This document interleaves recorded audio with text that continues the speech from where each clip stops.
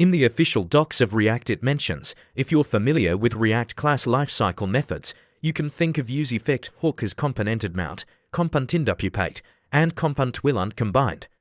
My question is, how can we use the componentWillMount lifecyle method in a hook? You cannot use any of the existing lifecycle methods componentDidMount, componentDidUpdate, componentWillUnmount, etc. in a hook.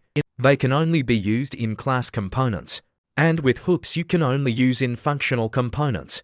The line below comes from the React doc. If you're familiar with React class lifecycle methods, you can think of UseEffectHook as componentDidMount, componentDidUpdate, and componentWillUnmount combined. Suggest is, you can mimic these lifecycle method from class component in a functional. Components, code inside componentDidMount run once when the component is mounted. UseEffectHook equivalent for this behavior is. Notice the second parameter here, empty array. This will run only once. Without the second parameter, the UseEffectHook will be called on every render of the component, which can be dangerous. componentWillUnmount is used for cleanup like removing event listeners, cancel the timer, etc. Say you are adding an event listener in componentDidMount and removing it in componentWillUnmount as below. Hook equivalent of above code will be as follows.